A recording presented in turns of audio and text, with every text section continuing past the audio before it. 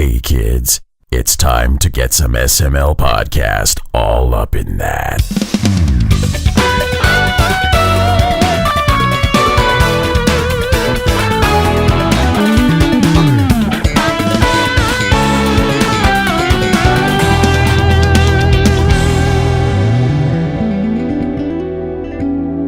What's up, everyone? This is the SML Podcast. I am your host, Joe. Joining me right now, we've got Cole Martin and Scott Smith. How are you two doing? I'm waiting for him to interrupt me. See, I knew exactly. Who the hell knows me as Scott Smith online? It's okay. Carnage, damn Carnage. It. Scott Carnage or the Smith. twin stick pun guy. How's it going, guys? I used to say that, though, when he'd say my name, and then I was just like, you know what, at this point, everybody knows it now, so whatever. Yeah, go ahead, Cole. I'm a fan of the real names on this show. Uh-huh. Otherwise, I'd be weird. Fatty McGee or something. I don't know.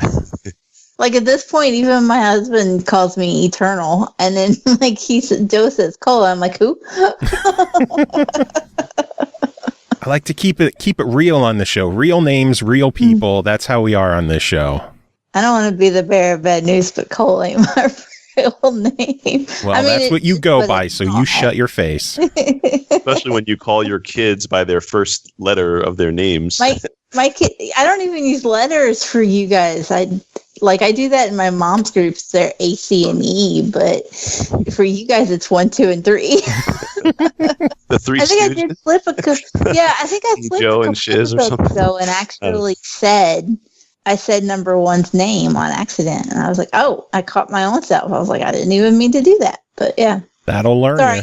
We have a guest that's listening to us ramble. We do, and you're just going on and on. Joining us from Green Lava Studios, Eduardo Ramírez. How are you doing today?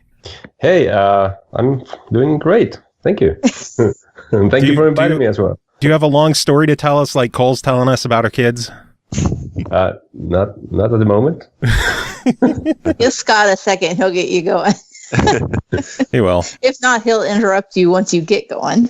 Yeah, and think of some bad puns that I can add, right? Right now, Eduardo's just planning his puns as well, so, right? Yeah, we'll see. But Eduardo, you are here to talk about the game Birdcakes, which just released recently. For the people who don't know what Birdcakes is, give us the sales pitch. What is this game? Oh, man, it's a shooter. It's a randomly generated shooter about flying cupcakes that kill flies. So, it's a dual stick shooter, so that's pretty much it. And I know, Scott, you are the professional when it comes to twin stick shooters, and I'm sure you have plenty of questions to ask, so I'm going to step back and let you handle things for a little bit. I wouldn't call myself a professional when I've only made it to wave 12 so far in the game, like you, but all right. Yeah, I got some work to do. I got to still work on beating the game because it's not an easy game. It's definitely I've really been enjoying it, but like I said in the review from the past show, it's it's definitely challenging, but I think there's a lot there for everyone that any type of. I see you guys cater to, all different skill levels with the upgrade system. Eduardo, you want to go into detail more about the upgrade system? Well, it's optional. I mean, you can totally win the game with the default weapons or on flying skills. But if you need some extra help, and you can totally upgrade your flying cupcake. So right. Oh yeah, it's kind of optional. I need the extra help. Yeah, I'm not gonna lie. I play a lot of twin stick games, as they know, and they're saying here. But I definitely, it's not easy at first. You have to, I have to learn the enemies and stuff. If I want to do it without upgrades and stuff, I definitely got some work cut out to do. But I'm trying to save up for the double firepower upgrade. I have not done that yet. That attack must be awesome. Oh yeah, that helps a lot. Yeah. But you can totally do it with normal powers. Have you done it with normal powers? That's the only way for me. Oh, nice. Oh, that's bragging awesome. Over there, talking about how good he is. Yeah, actually, I can't because I just saw some guy that made the completed the game in 30 minutes, and my best time is 38. So I have no idea how he or she did it.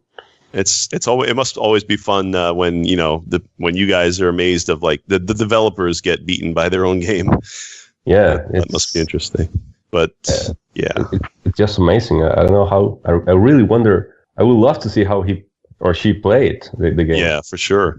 And that would be helping, good strategies and stuff. I'm sure there's people out there, obviously you guys gotten people like reviewing like SML and covering with different streams and YouTube and stuff. I see the games getting a lot of attention on Twitter and stuff, and you're, online, and pretty cool to see that. I've seen some Twitch players doing some things that I didn't imagine to do. So yeah, like what?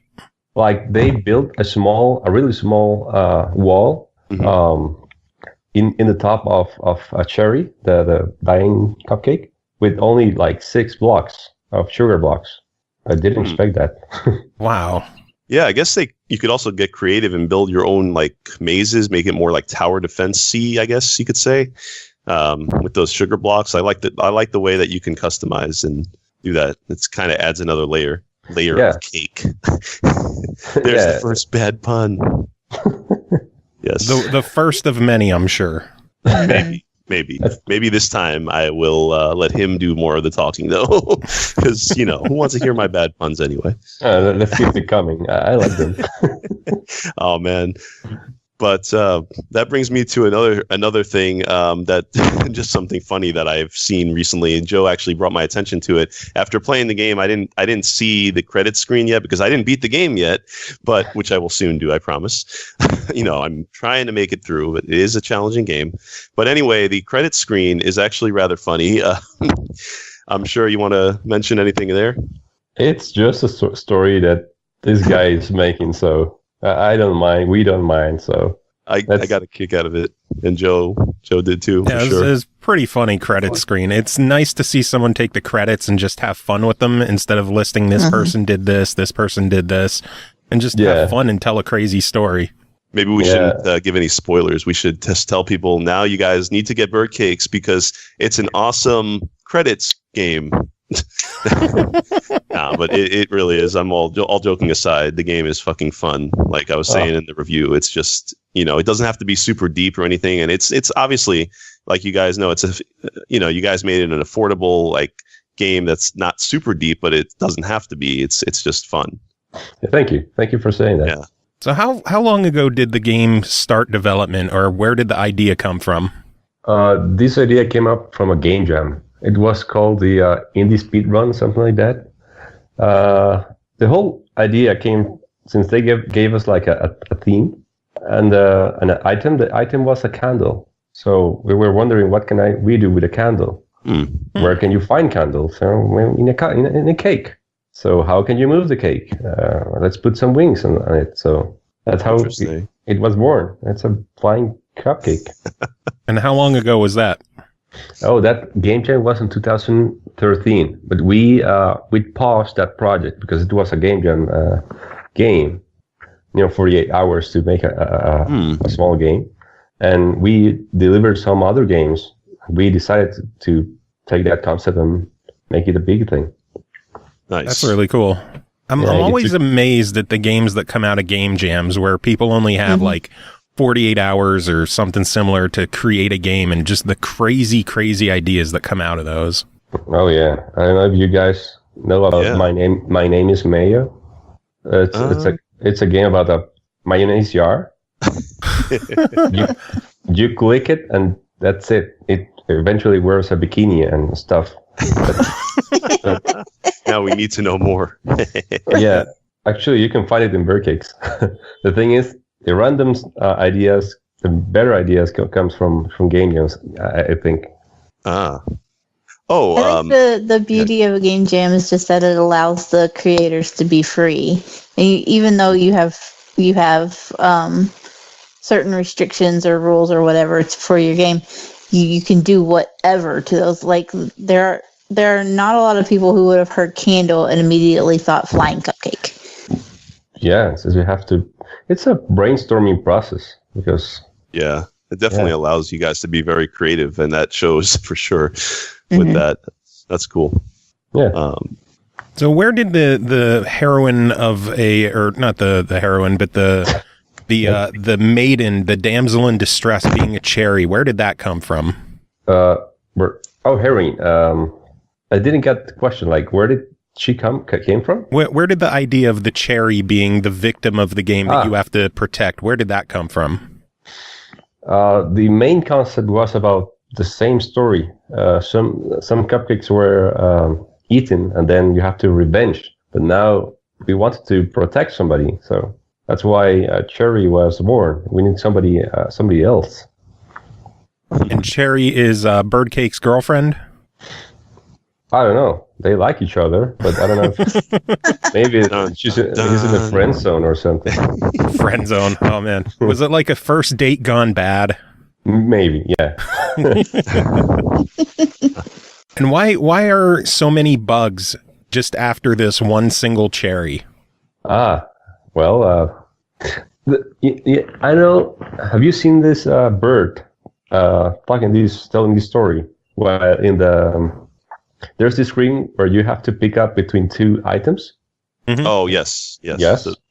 There's a bird talking this weird story. So that bird has the answer of why is everything happening? Like why are there so many flies? Why are there so different kind of flies? But of course, I don't want to spoil anything.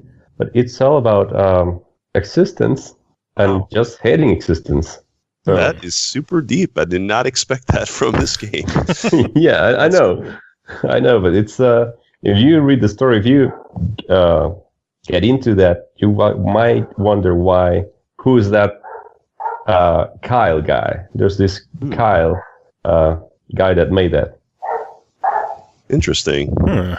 I hear a dog in the background. Kyle might be your dog. I was just going to say. Not mine. No, that's my dog. Oh, okay. Usually it's Cole. She has a bunch of dogs. She also has a chicken that likes to crow as well. She has a whole farm, basically. Come on. I do. I have like 40 chickens and 9 ducks. Birds and cupcakes. Kentucky chicken. And by cupcakes in her yard, I mean something different on the grass. Yeah. Those are a whole different kind of bird cake. Oh, God. Fucking carnage, though. So I was just curious about, did you also work on the previous game with your team, Green Lava? I mean, I don't know how long you were with the Green Lava Studio for Spheria? Yeah, I've been working with them, with the mainly we're 3 developers. Oh, okay. For 8 years now. Oh, awesome! Oh, wow. Yeah, so the main concept was made with the same team, and all our games. It's the same engine. I take it because it looks very similar in like the style. We're using Game Maker Studio. Nice. So it's a simple tool that you can use, and it worked for us. So that's cool. Yeah, I just wanted to add that I enjoyed that one a lot too, and. I'm sure Joe and Cole, you guys played Phoenix Furia back then? Oh, a while ago, yeah. Yeah, it was a little while ago. I actually did not. I remember seeing it played, but I actually didn't play it. Oh, how dare you! I know. I don't know how I managed to miss any games at this point, because there are weeks where I review like 15 games back to back. You know, guys, I believe you made a review about Phoenix Furia or mentioned it in a podcast before. We probably did. We've covered so many games on the show that I can't even remember last week, let alone like a year and a half ago. Yeah, you guys are hitting like double digits of reviews every week now. It's insane. Like, yeah, wow. It got kind of out of hand. That's amazing. Congrats. Work. I don't know if that's something to be congratulated about. I'm so tired. Well, feel proud of it. I will be proud. So on that note, I'm wondering, any plans for another Phoenix Furia or similar kind of hardcore platformer like that? I got that question a lot, and I'm not sure if I want to do a Phoenix Furia or Phoenix Rage again. It was so long. It took us like a year and 7 months to make the first version, and an extra year to make the porting for console. Wow. Okay. Well, that's cool. So you guys how long was up a bit and made obviously Birdcakes is a totally different style game. I mean, it's still hardcore, which is cool. And like you said, it applies to new, players of new skill. I'm sorry, different skill levels. And, interested to see what your guys' next project is. Yeah, actually, we don't have like a solid style for our games. From dating simulators to shooters and hardcore platformers. So Wait, back up. I want to hear more about dating simulators. There are dating simulators from you guys? yes, Mr. Masagi. You should look that up. I'm assuming this is on Steam. No, it's also on PS4. Oh, yeah. Oh, No, Cole's like, damn. PS4.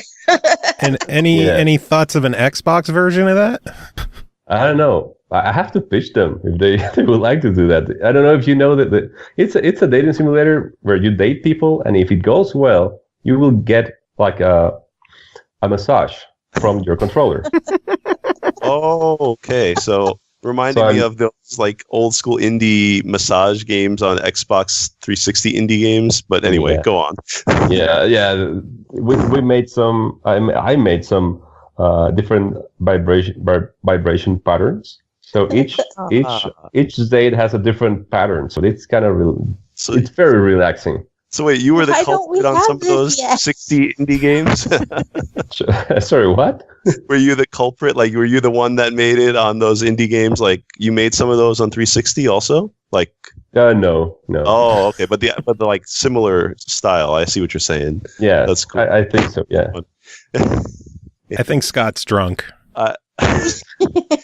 I need more puns to say sober. Yeah, I don't know. I had a long day at work. That's also like being drunk, I guess. But anyway, Cole, what were you saying? I don't even remember now. We just got lost on Carnage being drunk. Again.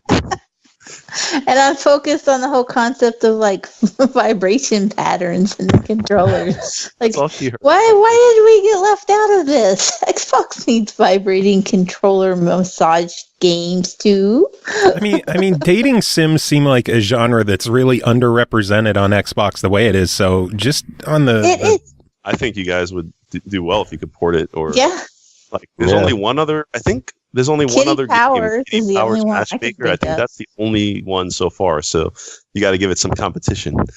Yeah, I will. I haven't thought about it, but yeah, why not? I just an email like, hey guys, what do you think about this?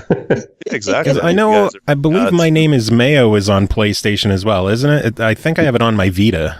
It's in the Vita. It's in the PS4. It's a wild ride. Yeah.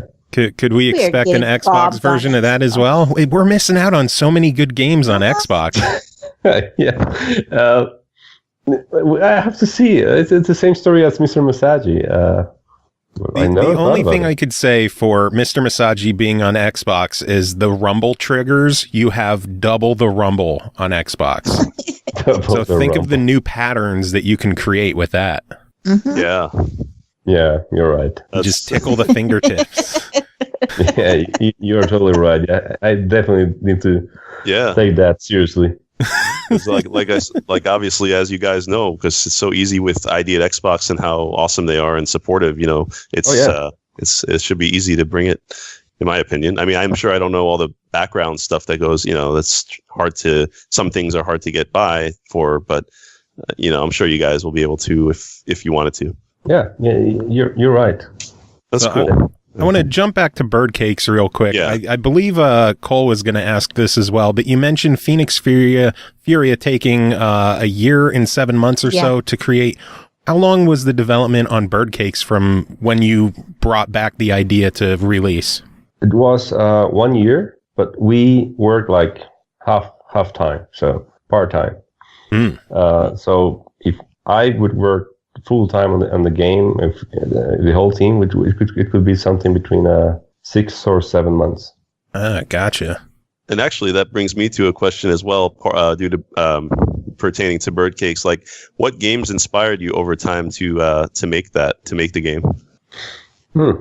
Like, what are your favorite, twin stick shooters? I'm sure you played Geometry Wars. I think I believe it was Nuclear Throne. Oh, Nuclear Throne, nice. I still wish that one was on Xbox also, but yeah, that's an awesome game.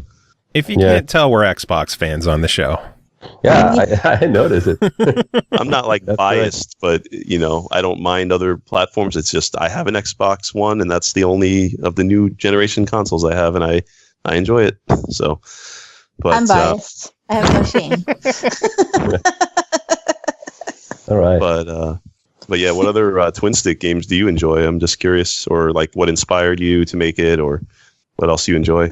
By inspiration, well, the artist got the Ren and Stimpy art style. Like he wanted to do something like that. Yeah. Oh yeah, Joe mentioned that on the review John as well. K. I was mentioning I got a very John K vibe out of the visuals in the game, and to hear that that's kind of confirmed makes a lot of sense. I love the visuals of the game. Yeah, old thank school you. Nickelodeon, hell yeah, that was awesome. That cartoon, yep. Yeah, and other kind of games where we like inspired. No, I believe not. Ah, okay. So who Just was your, the artist on the game? Crazy imaginations. His name is Diego Vasquez. He's the guy, the artist guy. And that goes along with the, I know Joe was mentioning about the music, and it's pretty unique music. I think it goes well with the game, just like as I was saying last time on the review. Oh yeah. So they did a good job with that. I mean, a few more tunes would be cool to have more music, but it's very catchy for the songs that are there. Or maybe I just didn't make it far enough. Maybe I need to get good and just beat the game and hear more music. Right? I believe you're missing 3 more tracks. Nice. Scott, you should be playing it now, and you should give us updates on how you're doing. Now, so you guys can hear the button pressing and raging, right? Son of a bitch! Son of a bitch and flies! Birdcake. I don't know. So, did you guys take Birdcakes to any conventions or any trade shows to show off at all? Once, 2 years ago, to like a really, really early concept. Actually, it was like the same concept from the Game Jam, but with a different art, to the Game Connection, and that's in GDC. But that's more like a business show. But yeah, I wasn't sure if you brought it to PAX or anything like that. No PAX. I would love to, but it's a little bit hard from Costa Rica to make that approach. Yeah, same. I guess about E3, right? It's yeah, same story. But GDC is definitely good for indie games. I mean, that's awesome that you guys were able to do that. Yeah, it's mainly because you're looking for some support on business-wise, or maybe having good relationships, or talking with the first party like Sony and Microsoft. But yeah, that's the whole point of traveling there. Yeah. So where do you guys go next after Birdcakes? Do you guys have some prototypes in the works? Do you have any ideas of what you're going to be doing next? Oh yeah, we're going to make an RPG. Ooh. For next. Wow. Oh, Joe loves his RPGs. I know that much. I do love my RPGs. I would like to hear more about this RPG if you're able to talk about it. Well, I can make a small. I can't like go deeply, but it's about a farm where bulls are being reproduced, where there are no cows. So you have to figure out why. A farm, Cole, a farm with an RPG right at home. I'm down for this. I really am. I'm like, please tell me more. All right. And don't tell me that it's only going to PlayStation either. No. We have plans for Xbox One.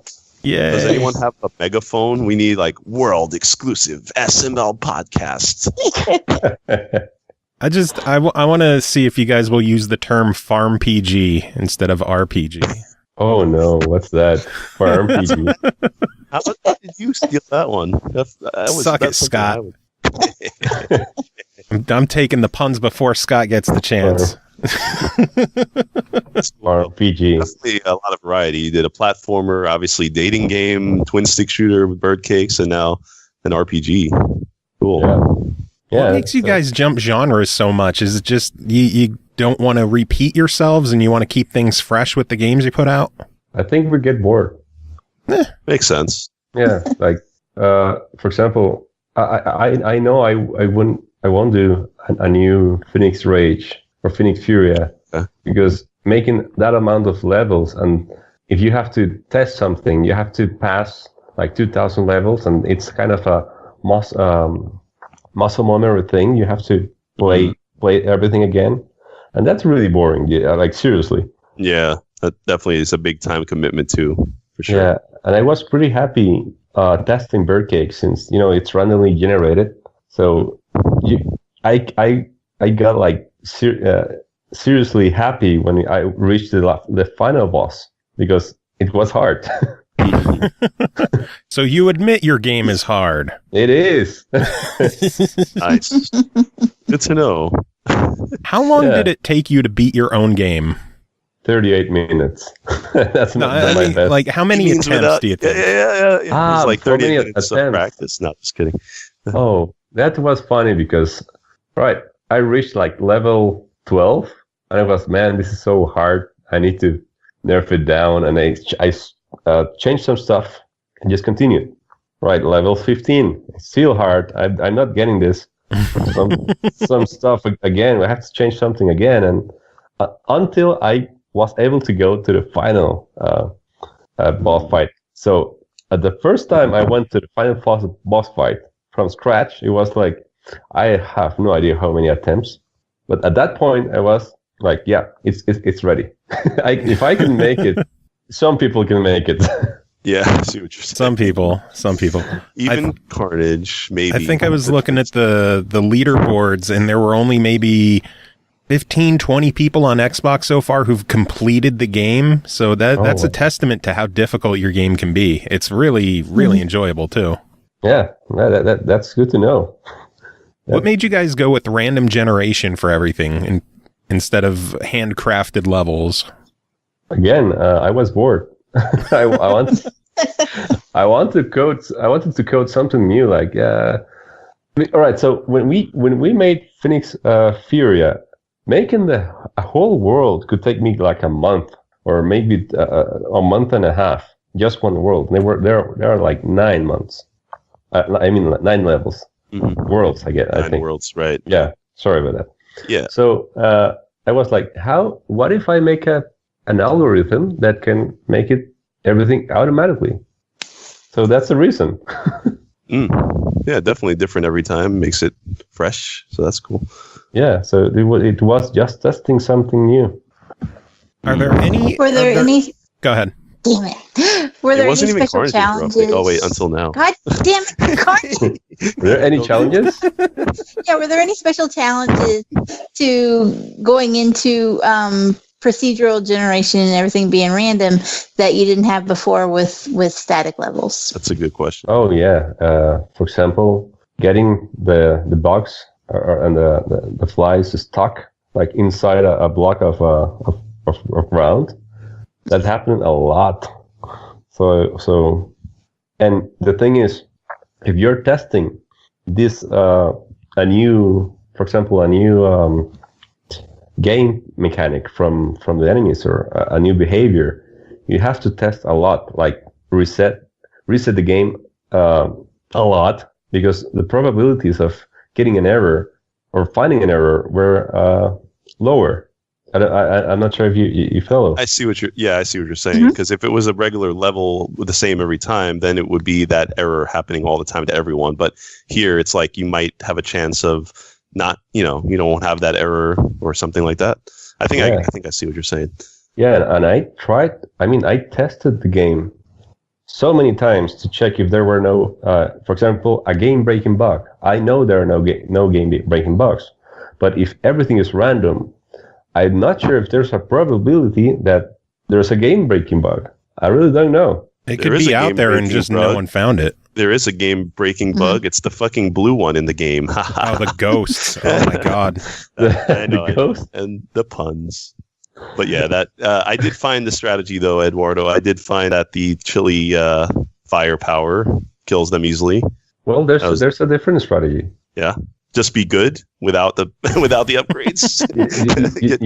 There's some a fire torch in that world. Mm-hmm. Oh, that's if you right. shoot those a candy or a bullet to those that fire, it will fire up, and then it will be a fired candy. So son of a bitch! I never thought to shoot the candles.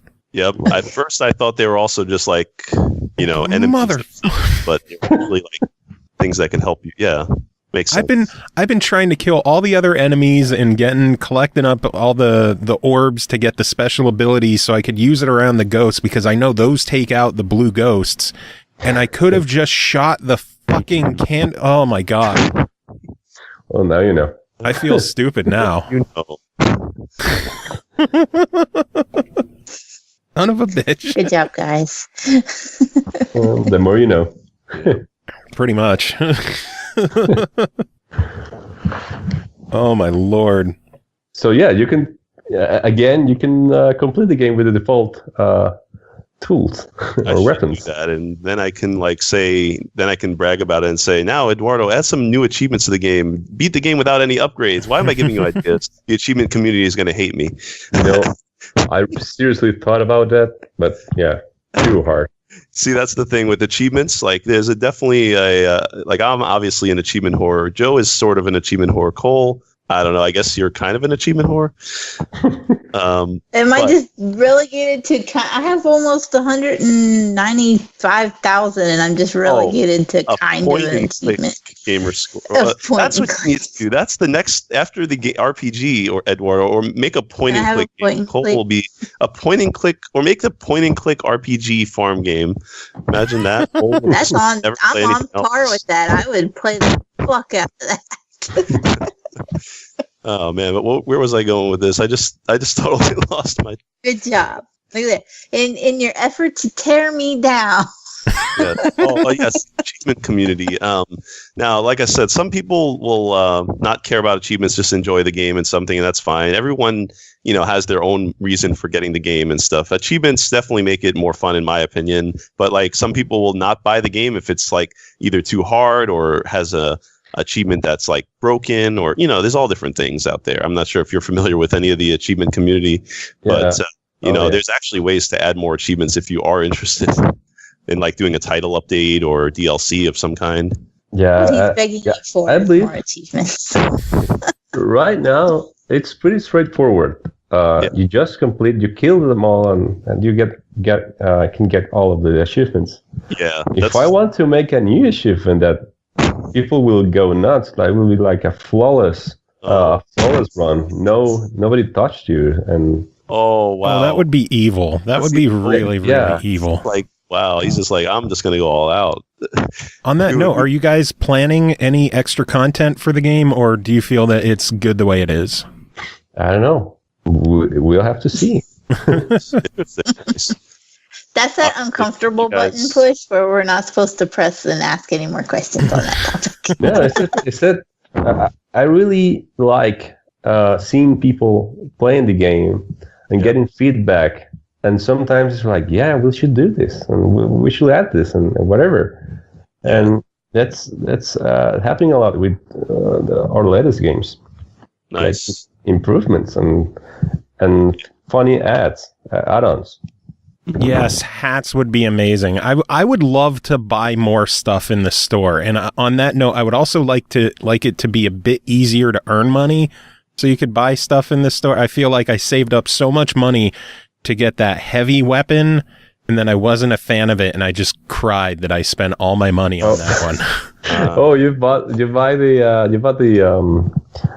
the zigzag candy. Like, it's awful to control.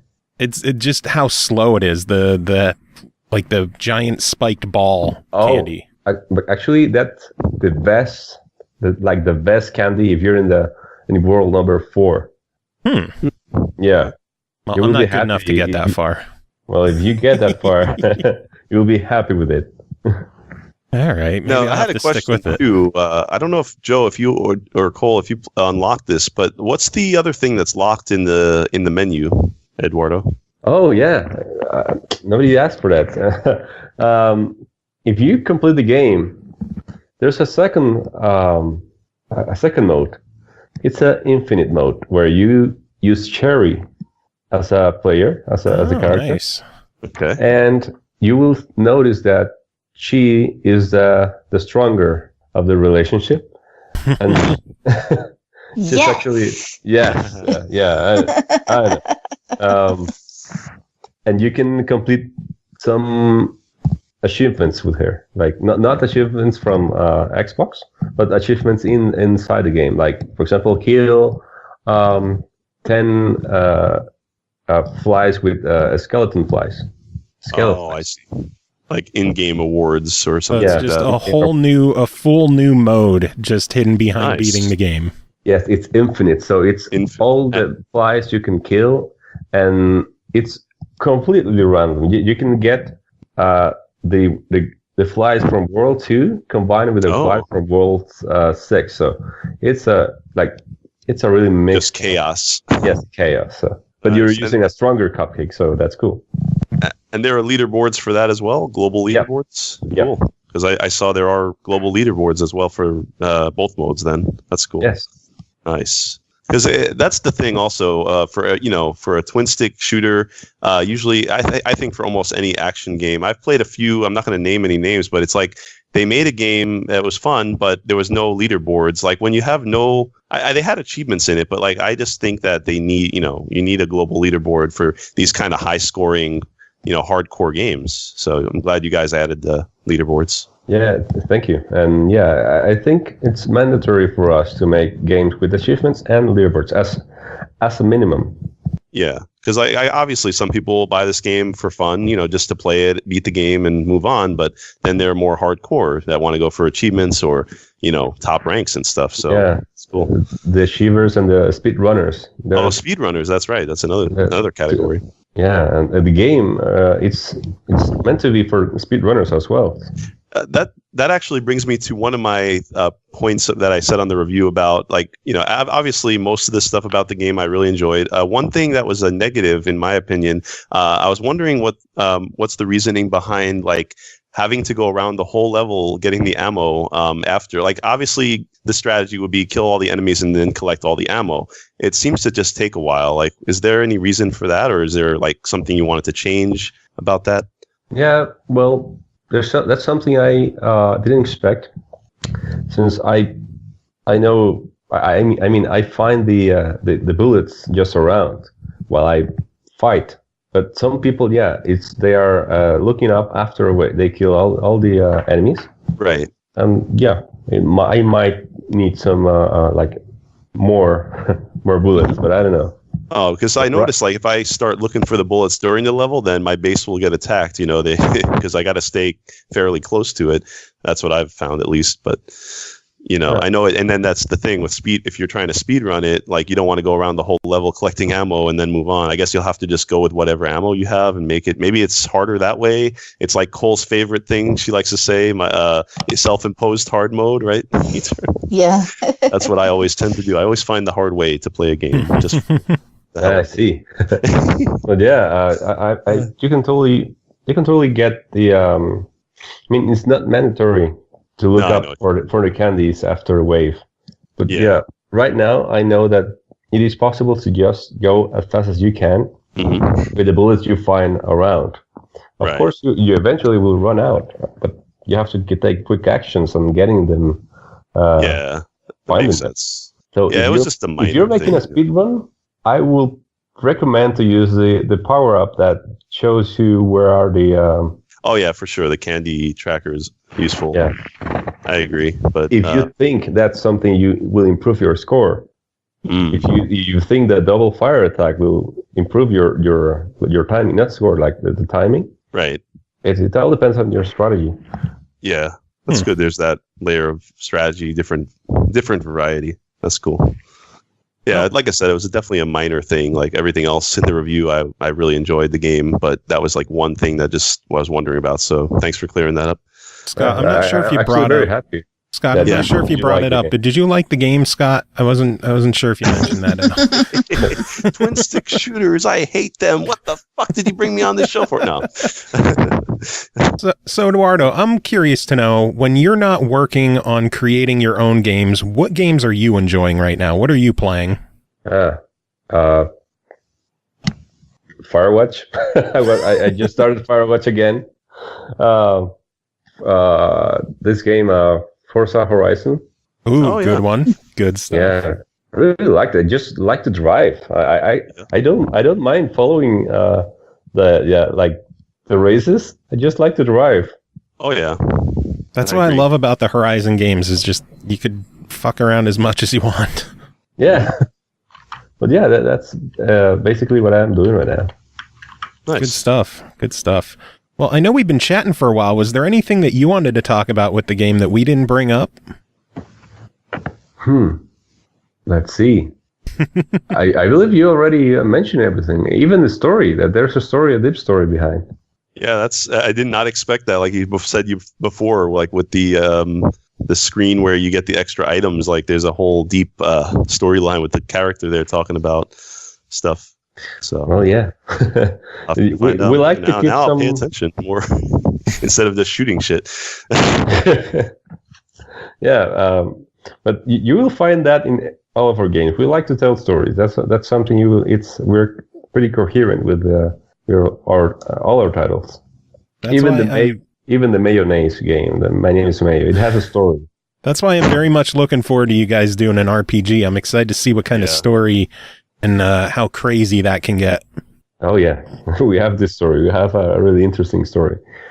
Plus, after seeing the credits, which you guys all need to check out, and that just the storyline, it could be crazy and fun like that. So I'll just leave that there. Anyone else watching or listening needs to make sure don't miss the credits screen.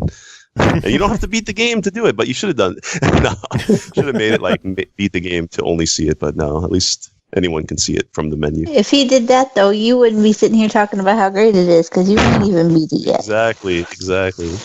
Oh, man. I'm putting you in the spotlight. Don't you sit here and say he should have made it harder. You ain't beat it either. I will have to get through it soon, definitely. Yes, you will. And Scott, you'll have to keep us updated on that. But I know we've been chatting for a while. I didn't want to take up all of your day. I do thank you for coming on and chatting with us. Did you have any final thoughts that you wanted to share with us about the game or about whatever else your studio is doing? We just like to have fun. I hope you guys have fun as well. So that's what we do. Yeah, enjoyed it. And thanks for coming on. Yes, thank you. Thank you very much for coming on and chatting with us and spending time with us. Everyone else, stick around. We're going to take a quick break. We'll be back with more show. Did you have any final words to share with us? Yes, thank you for inviting me. It was great. And the bird cake is not a lie. Oh my God.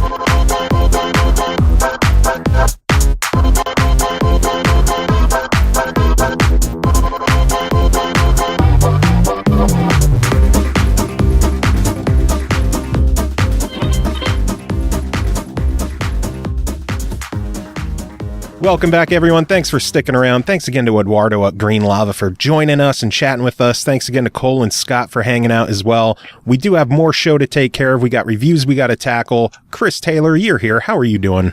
Hey, I'm doing good. You don't sound very sure of that. I'm sleepy. Had overtime at work, and we're finally working on that gimmick album, so had a lot of tracking yesterday. Weren't you on the show 4 years ago talking about you guys were going to start recording that album? Yes, it was a very exclusive reveal. And now it's going to happen at last. We got the E3 scoops on this show from 4 years ago. This is our Kingdom Hearts 3. Nice. This is your Duke Nukem Forever. Hopefully it's not your Duke Nukem Forever. No. That would suck. It's probably like a Kingdom Hearts 3 or Kingdom Hearts 3.5 remix, whatever. Some kind of weird name. 3.5 over 257 remix EX. Yeah. For the game. Some weird symbol. For the game.com. Oh God, I have one of those. I do too. I don't have any games for it or a power supply. No, I don't. I've never played it. I just have it. It was just given to me at one point. Oh Lord. Yeah. Sometimes people are just like, "Hey, you like old games? Here, have a thing." Now we got to get you some games. Let's get you Resident Evil on that thing. Get me Duke Nukem. That's like the best game on it. Is Duke Nukem on it? Oh yeah, it is. I don't even know what all games are on it. Well, let's just talk about that then. We probably shouldn't. No. But got a job to do. We do, and the first game to talk about tonight is called The Lost Child, developed by Kadokawa Games, published by NIS America, released June 19th on the Switch for $49.99, or it's coming out June 19th on the Switch. Heavenly and demonic forces wage a covert war beyond human perception, and you're the newest combatant. The Lost Child is an RPG set in modern Japan. An occult journalist is thrown into the middle of a conflict between angels, demons, and fallen angels. Now he must capture defeated foes and turn them into valuable allies. This one sounds interesting, so tell me, what is going on in this game? It's so good, but I want to open up with the way you said NIS America. I was all like, there she is, NIS America. What do you say, NIS? Yeah, I say NIS, or I just call them Nipponichi, because that's their name, but hardly anybody ever uses that one. It's just that, like, for instance, I've been playing The Longest 5 Minutes a lot lately, and that's from them as well. And so, yeah, I've just been, like, when I read about them, I read about Nipponichi software, and, like, but it's NIS. I never think to pronounce it NIS, just because I always think of the words. No, but I've when you said it that way, NIS America. It's just that, yeah, you said NIS America, and it instantly put the song in my head. So, NIS America came out with a game they're coming out with a game, I guess. It's not out yet, called The Lost Child. And so this game, it's, and I guess Kadokawa did the, no, I'm sorry, that's a different, never mind what I was about to say. Edit that out. Nope. Too lazy. Yeah, that's fine. So this game is a few things, actually. It reminds me of, like, several things. One, I suppose first and foremost, it's a detective game. You are a guy who basically works for an occult newspaper. I guess that's a thing that exists, or at least it does in this world. People who go around and basically talk to people like, you know, conspiracy theorists and tinfoil hat people, and, like, you know, they take them seriously and print what they say. So I guess kind of like the Weekly World News of this world. And man, I remember Weekly World News. Holy shit. Right? That boy, I want to believe.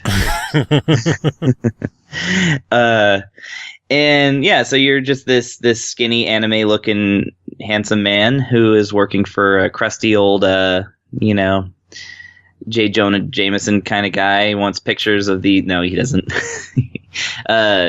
He's a little cooler than that. But so you kind of get to know these characters, and then you kind of find out right at the beginning of the game, without much explanation, that this super hot lady has been following you around and bothering everybody, and claiming that she is an angel. whereas, you know, she's a somewhat scantily clad, like, lady, but with an overcoat and like a giant hat and things like that. It's the aesthetic of this is definitely like anime upon anime. It's like, you know, every single new person you see, you're like, oh, there's that person. Because you're just expecting them to pop up. But anyway, so you get to know like this partner of yours who keeps insisting that she's from heaven.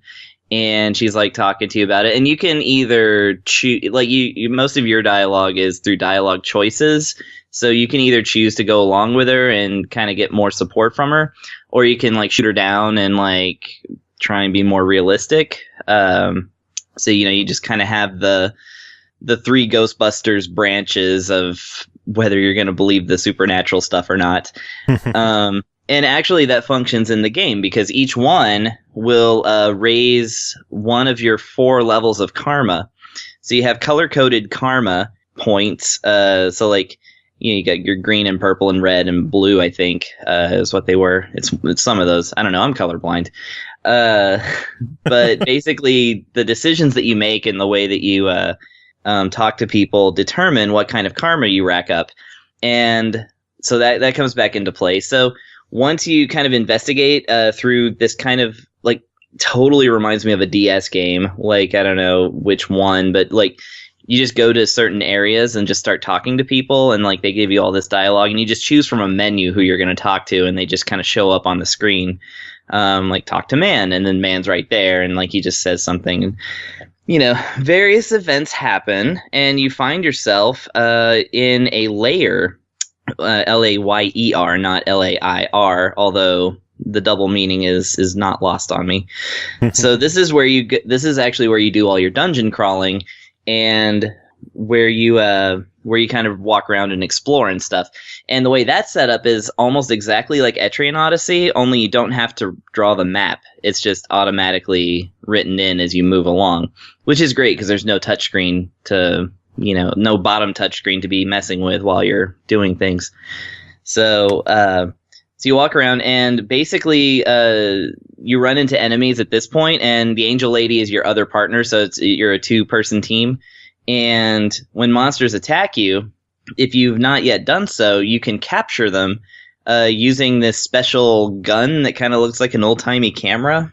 And you know, you shoot like a special bullet at them, and it like Pokemon style. If the bullet like hits them and it reduces their life enough, then you get to capture the creature. And they start off hostile, but you use some of that karma that you've been racking up. You always get red karma at the end of battles. Like that's your battle karma. I don't know. They don't do a great job of naming them. They're in the stat screen somewhere, but there's so much to read in this game. Anyway. So you can use that and basically unlock the creature and bring them over to your side and put them in your party using this other item that has limited uses within a dungeon but can be recharged. I don't know, it's like a ghost flashlight or something. Let's call it the Ghostbusters, like the little ghost trap. So you can use your little ghost trap to put them into your party, where you can then spend all of your karma points, each one being worth a different amount for different creatures, to level up the creature at will. So as you're racking up all this karma, you can use it to make your monsters more powerful. And either you can spread it across your whole collection. Like within the first 2 hours, I had like 12 monsters. So, you know, you do start to rack up individual monsters pretty quickly. And you just sort of decide whichever ones you like the most. They're all these kind of yokai. A lot of them are Lovecraftian. So, and the art is brilliant. They look creepy as hell. So, nice. But you know, you got like ones like the face in the middle of the spinning blades, and you got like this weird pajama dog with 3 human faces on its eggplant-shaped face. You know, you get all the good stuff. Oh, and right. And then like your classics, like a bat that has the head of a horse. Oh yeah. So yeah, you know the kind. My nightmares. Exactly. So you know, you kind of collect 3 of these nightmare creatures, put them in your party, and raise them up.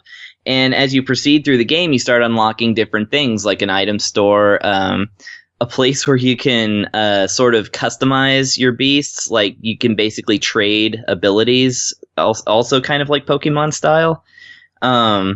You can sort of swap abilities between monsters and sort of like customize your ideal group. And the guy who runs that shop is some guy's face on a television that is covered in cats. So it's me. Yeah, it's nice. Basically Joe. Sweet, I'm in a game. Yeah. So all the explanations aside, this game is basically a detective game, a Pokemon-style game with yokai and Cthulhian like horrors, with a nice sort of heaven and hell sort of supernatural vibe to it, and there's all these handsome angel people that haven't been really revealed yet, but they all seem to function like angels and devils do, and they're all like plotting on the outskirts of the story, like you get to cut away to them and see their doings. And so it's got a lot of writing. It's very interesting. Like I said, it's a detective, Pokemon, Etrian Odyssey, and oh hell, I don't know what the last one would be.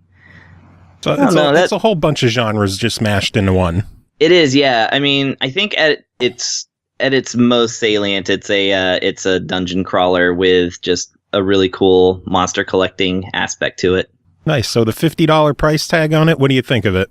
Yeah, I say go ahead and get it. I mean, $50, especially since the physical version is coming out. I mean, that would be a great way to go. This game is definitely excellent for people who already like Nippon Ichi stuff, but they're not into like the humorous like Disgaea or like Longest 5 Minutes type stuff. Like it's definitely an anime style thing that takes itself seriously. Like the jokes are, it's not jokey very much, although there are elements of humor to it. It's very much like it's a cool and like supernatural and like slightly horrifying type of game. So I appreciate that about it. I like the adult atmosphere of it. The monster collecting is really fun, and the dungeons, like it provides a nice challenge and also gives you just a ton of stuff to do.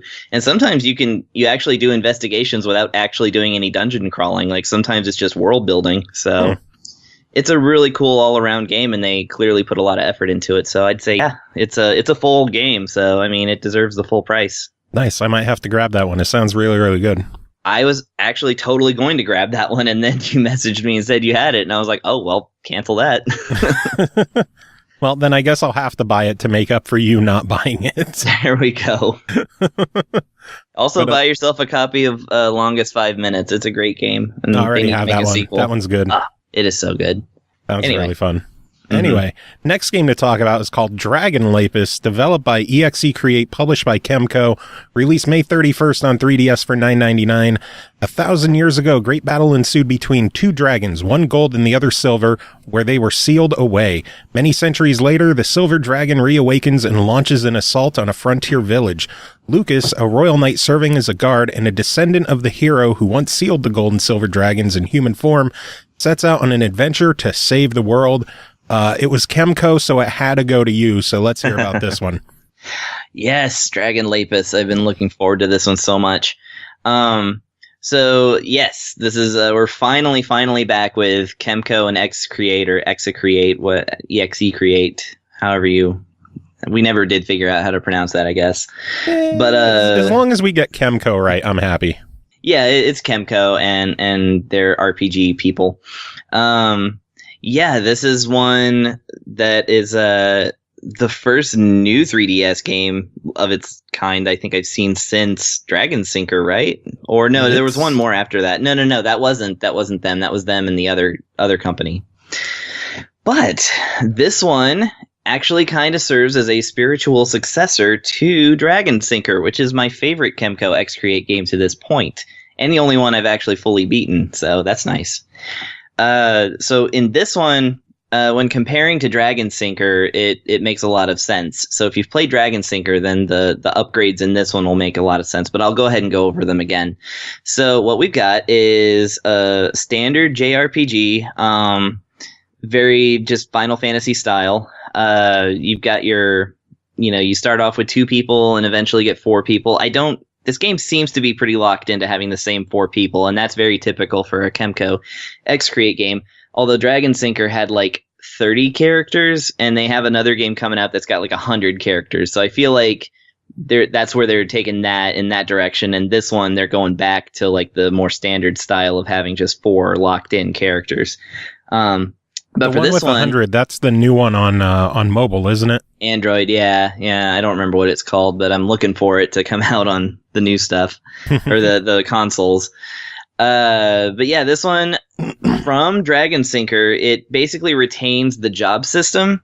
So you can actually change the jobs of each of your characters, and along with it, their equipment and abilities. And of course, the ones that you learn specific to that job can carry over into the next job. So you can end up customizing your characters into, super powered all around type things. Now, the way that they do it is the new thing for Dragon Lapis for sure. They've got a thing called skill plates. So basically, they're borrowing an element of Final Fantasy X. So you remember the sphere grids? Mm-hmm. So they're back. In this case, each of your character has a little a 3-hole sort of master plate. And in each of those holes, well, they have to be unlocked, but you start with 1 and you eventually get to 3. In each of those empty spaces, you can put a plate where you can expend what's called EP, which I guess, I don't know, experience points. There's also experience points for levels. So like the more recent KEMCO EXE Create games, this one has all kinds of points that you get in battle for all kinds of things. But this is a special set of experience points that you get through doing, meeting special requirements in the battle. Like it'll say, use guard with the whole party and you get 3 EP. And then if you do and you accomplish it, then once you win the battle, you get 3 EP points. So you use those EP points like the sphere grid in that you unlock different parts of each plate, which will contain like a whole bunch of circles and stuff, and then you work towards completing it. Fortunately, it's not as maddening as the Final Fantasy X one, in that if you've gathered enough points, which is likely because there's plenty of items that you can obtain that help you along, you can just press like the Y button and fill all of them out and just be done with it. And nice. So each of these plates will correspond to your job. You can gain job levels in jobs that you're not currently using. It's just that the abilities won't transfer to you until you're at that job, but the stats will. So it increases your stats and also increases your different things that you can do. And it's really interesting. And you get the plates after battle in chests. Like, actually, you tend to get too many of them. Like, I had to delete several of mine because I just kept getting the warrior and priest plate like over and over and over again. And why was I getting the same plates over and over and over again? Because I was just straight up grinding easy enemies. Why was that? Because they brought back the lottery system. Oh, man, I remember you loved the lottery system. They brought it back, and it's both the tickets for normal items, which you get, 1 lottery ticket randomly every 3 battles or so. And if you collect 10, you can then spin the thing 11 times, so that's how I do it. And that gives you like really good common items that kind of help you along a little bit. And then, or more importantly, sell for a lot of money. But then you get the actual luck points, which you get them 10 at a time. And for every 100, you can spin the wheel and get like a really, really good sequence breaking armor or plate. Actually, they have a separate wheel for plates now. And, of course, if you get 1,000 of those points, you get to spin it 11 times, which I've already done. Oh, God. In the very first town. And so I got this really nice set of sequence breaking items for all my characters. And so I'm kind of breezing through the first few dungeons. I love that you're one of those people that could be like, oh, how much time did you spend on the game? About 40 hours. How far in are you? I'm in the second town. Still in the first dungeon? Yeah. So, apart from that, everything else that's back, so they brought back the lottery system. They don't seem to have brought back the item eating system, which I'm actually kind of cool with, where you just combine all your items to like make them gain levels and stuff. In this one, you just straight up just get more powerful items. And actually, interestingly enough, they don't assign a specific amount of hit like stats to an item, to a piece of armor or weapon, it's a percentage. So like this sword makes you 46% better, like, and then this one does like 70% more attack, which is a really interesting system I'd never seen before. But that's a really good way of utilizing like the stat increases that you get constantly. That's pretty cool. Yeah, so of course to mitigate the fact that you can just sit there and grind the easiest area of the game until they stop giving you regular experience points, but they still give you lottery tickets, the game has several levels of difficulty, so you can make the whole thing a nightmare for yourself where you actually have to do that stuff. Or you can put it in normal mode and do it and then just breeze right through the game. It's up to you. It's a very accommodating game for that. Nice. Yeah, so story-wise, it's like all the KEMCO games. It's basically you start off as a dude, you meet a lady who's got some weird thing about her. In this case, she's an ancient dragon who has a catchphrase in the form of a laugh that goes me-hee-hee, which I'm kind of wondering how I'm supposed to read that. Like, this sounds like a witch's cackle, but she does it like every other line. It's very over the top. Oh, God. And then, yeah, you just meet your other two characters that you quickly forget what their personalities are like. They're both middle-aged people in this game, so that's kind of interesting.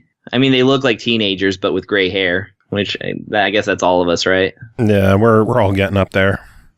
Yeah, so this game, and nicely enough, they've upgraded the graphics of it, so it still looks like Dragon Sinker, but instead of the solid lines for the sprites, they've given it a little bit more of a fade and a little bit more depth, so it looks like a Super Nintendo upgrade to that. So like think the difference between like Dragon Quest 4 and 5 when it switched to Super Nintendo, and you'll kind of have it. So I like that. Oh, and the music's really good, even though it's not Ryuji Sasai anymore.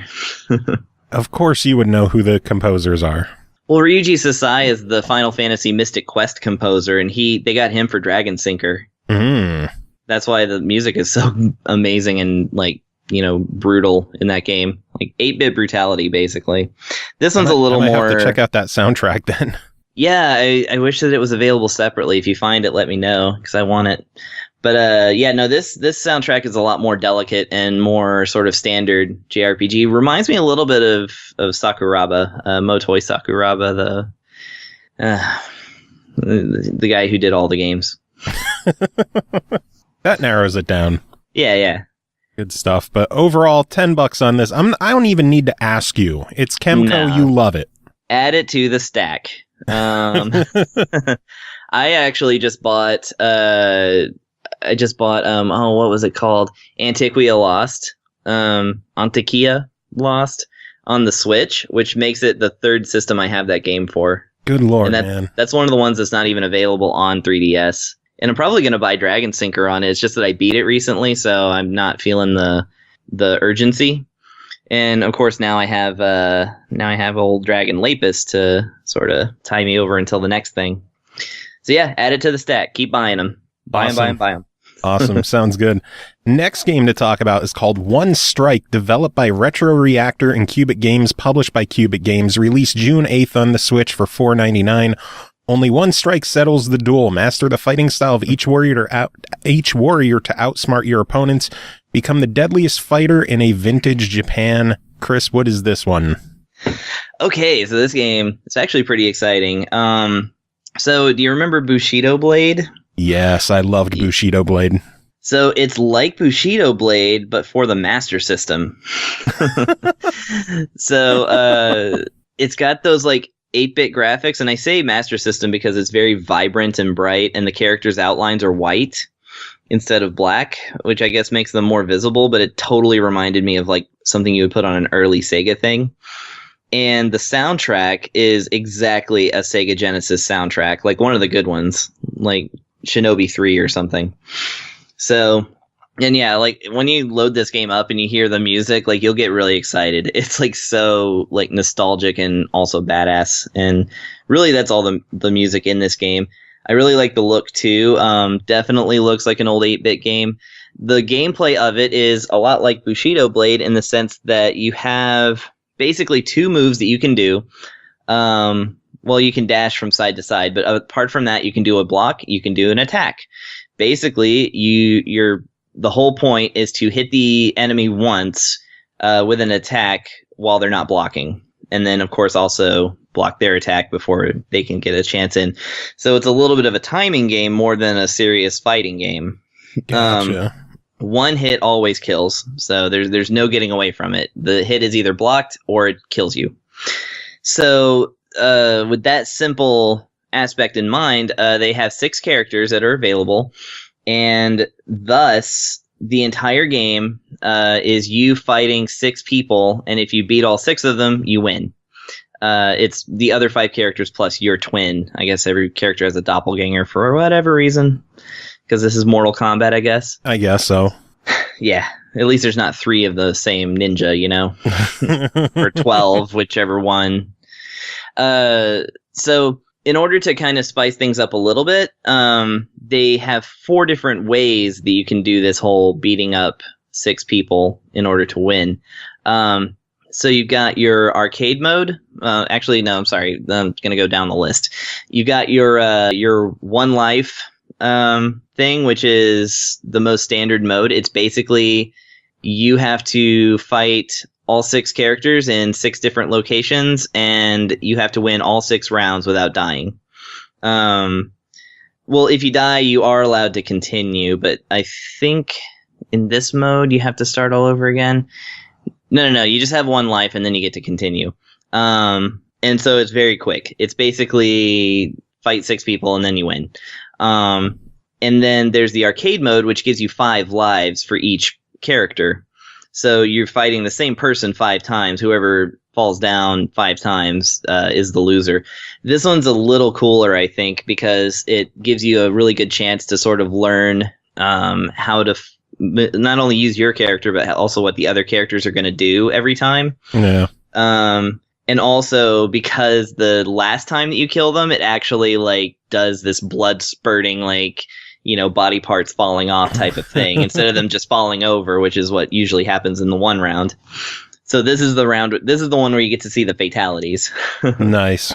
Yeah. And then you have the tournament where you get to pick 3 characters and what order you want to go in. And then you have to fight 6 different matches against, you know, sets of 3 characters. And that one's also kind of interesting, although it plays out quite long. And then, of course, the one where you get to just play with another player. So yeah, the cool thing about it is that there's all these modes and stuff. The one thing about it, I don't know if it changes if you put it on hard difficulty. You have 3 difficulty settings. But when I won it, I beat the game once in every mode prior to doing this review. And all it does is it basically writes in letters on the top of the screen, like, "You rule Japan." And then it just goes to a screen where it shows all 6 of the characters, and they all have red backgrounds. And if you beat the game with a character, his background is now green. His or her. It's his or her. There's 2 ladies and 4 men. And so I think the point is to try and beat it with every character, and then maybe something else happens. But since you can roll credits from the title screen, maybe not. But for the price that it is, it's definitely a cool, like, for one thing, it's a great way to settle arguments in a roommate situation. Because, you know, you can just challenge somebody to a duel, you know, 2 buttons. Whoever wins has to push start on the dishwasher. I was going to say, it doesn't sound like the meatiest game, but for only $5, it can't be, you know.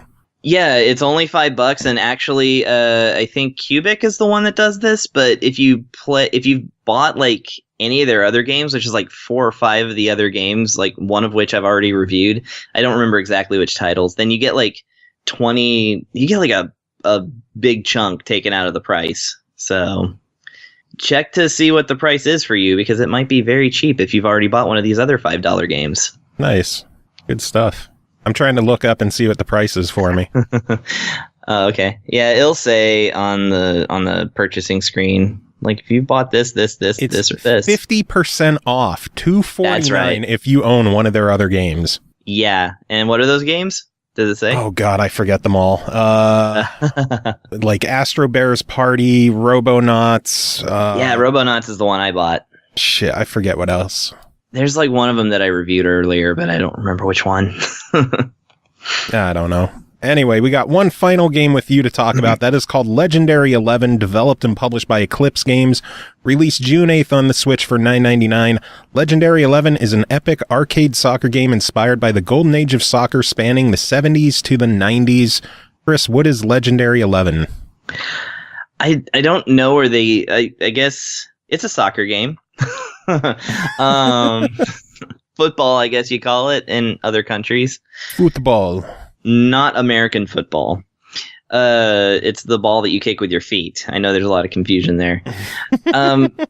All the characters do look 70s, but the game doesn't really advertise that to you directly. Like it's in the description for when you're going to download the game, but once you start it, there's no story. There's not really anything. Like you just choose your mode and start playing the game. But everybody is like got the kind of like the froze and like the longer hair and stuff. So I guess that's what they did.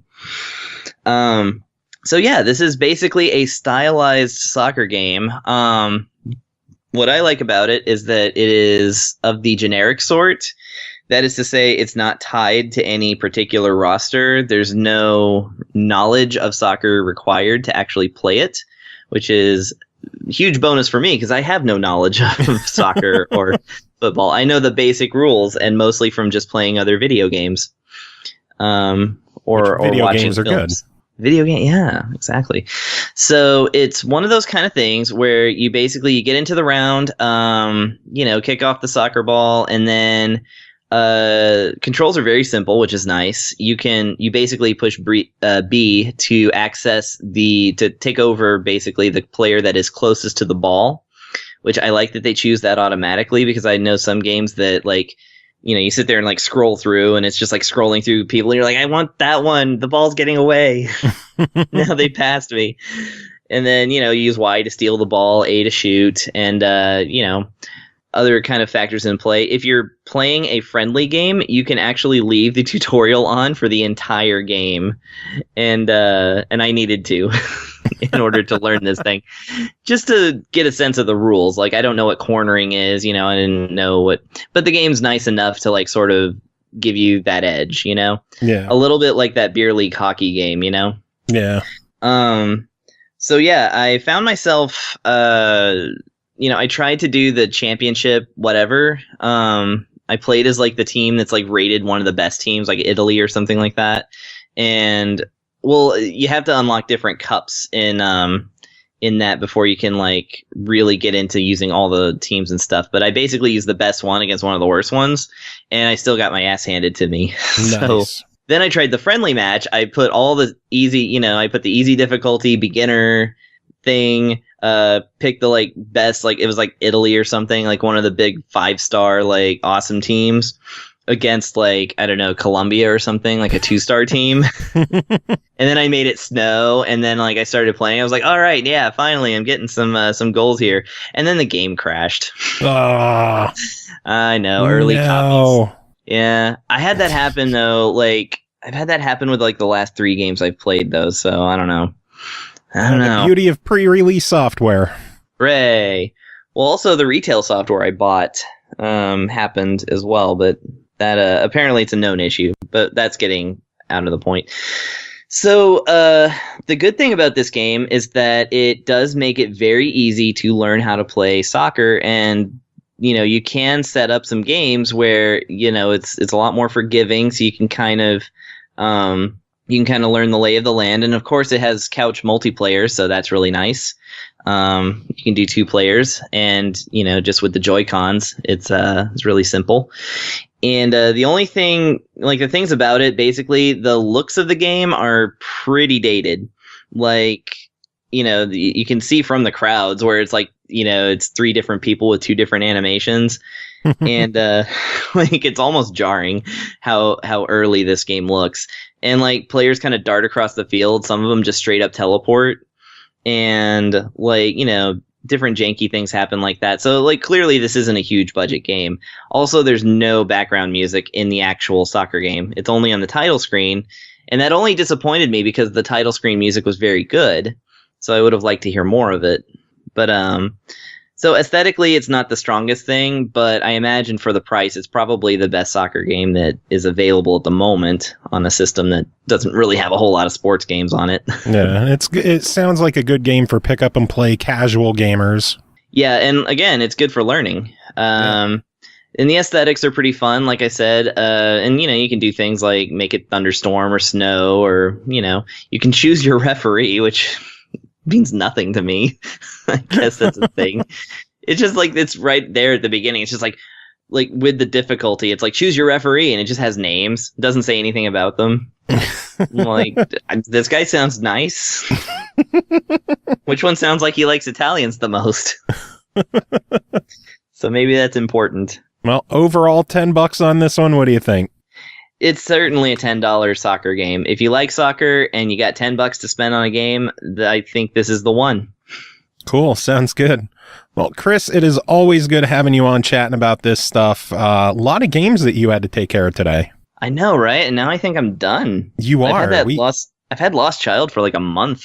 Yeah. And now it's E3 week, so there ain't shit coming out. So we get to relax for a little bit. Yay! Yeah. Maybe I can actually play one of those games I bought with good money. Good luck. Yay. Well, Chris, do you have any final thoughts to wrap it up? Metal Wolf Chaos. It got announced on PS4. Yeah, we'll be discussing that next episode. Heck yeah. I'm so excited. And the reason why is that I am the president of these great United States of America. All right, next game to talk about is called the Banner Saga 2, developed by Stoic, published by Versus Evil, released June 7th on the Switch for $19.99. As the world continues to crumble around you, only one bastion of hope remains, but getting there will require strong leadership, hard sacrifices, influencing new heroes, and sound strategy in combat. Your saga continues now, and that person's saga that is continuing now is Len Stuart. How are you doing, and how is this game?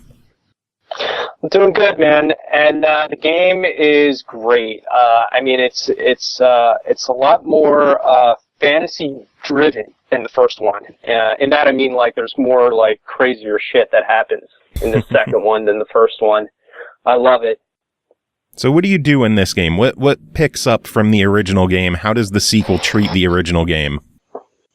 Okay, so basically, you start out kind of right where the last one ended. But depending on your choices in the first one, you either play as Rook or his daughter in the second one.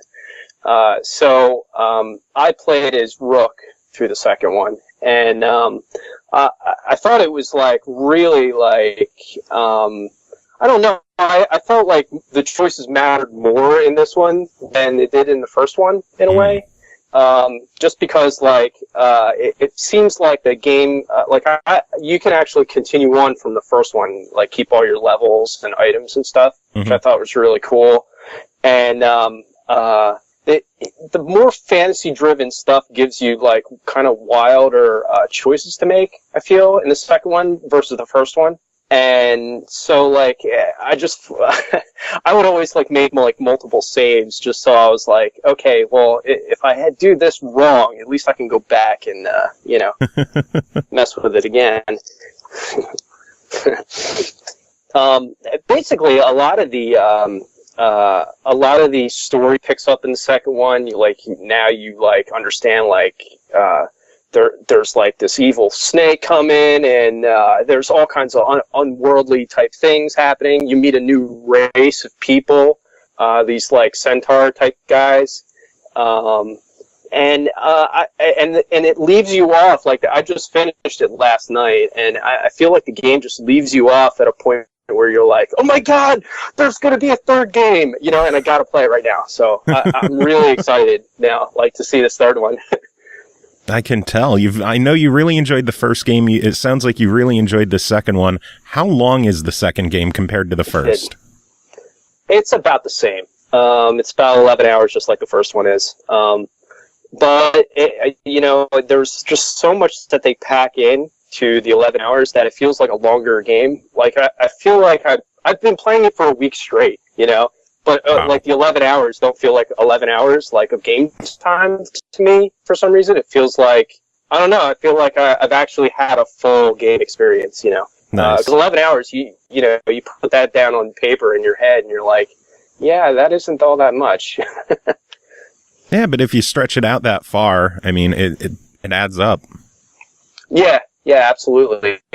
I felt like the battles were a little bit more challenging in this one. Like, towards the end of the game, you have to fight this king, or at least in my game, you had to fight this king, and the guards, make it almost impossible to, kill the king, because they're always trying to protect him and get in your way of actually getting him. And based on that fight, there's a choice you have to make earlier, which is, you either take out the archers from the side that are trying to pick you off as you're trying to kill the king, or you're going to get rid of the obstacles in the way, or you're just going to charge right in.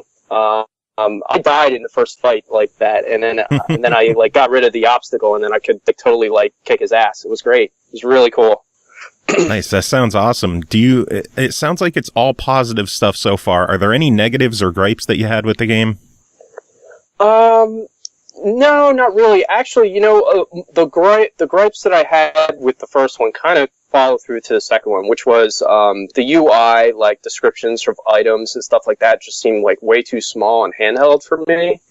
But they did kind of fix the loading times, which I kind of was pissed off that was happening in the first one.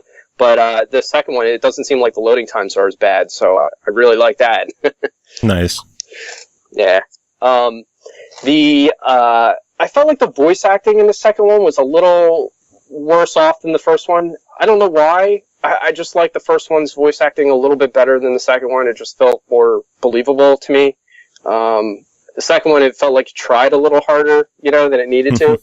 But I do really like the overall game, just like the first one. I felt like the character designs were a little bit more thought out in the second one too, whereas the same art style carried over, but they kind of made more guys, rather than color swapping, and I really love that. They really kind of re-engineered on the second one a lot, especially with the environments seem to be more colorful and just kind of warpy in comparison to the first one, yeah.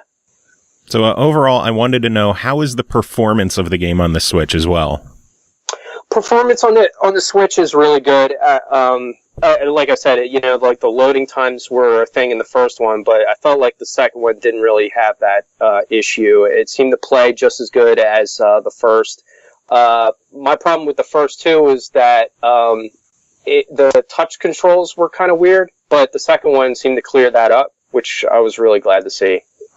There was I could play the entire game by touch if I wanted to. Nice. So I thought that was cool. Yeah. Nice. Well, only question I have left is $20 on this one. What is your verdict? Totally get it. Totally get it. It's worth it. Even if it is 11 hours, don't make that the staple of whether you should buy this game or not. Because those 11 hours, like I said, it feels like a 20-hour game. You can kind of expand on the hours that you play, which is really weird. Yeah. It's like you enter a time warp when you play this game. Now, I've just thought of one more question. If someone hasn't played the first game, are they okay jumping into this one, or should they definitely start with the first? They got to play the first, because there's a lot of story points that connect to the first, and without that, you're just going to be lost. Makes sense. Totally makes sense. So I guess that is it. Len, it is always good having you on chatting about this stuff. How excited are you for the third one? Oh, I can't wait to play the third one. I really can't. I mean, these guys, they got to get it out on Switch, soon. Because I'm and I'm going to end up probably playing the second one before I play the third one again, so. Nice. Well, do you have any final thoughts to sum it all up?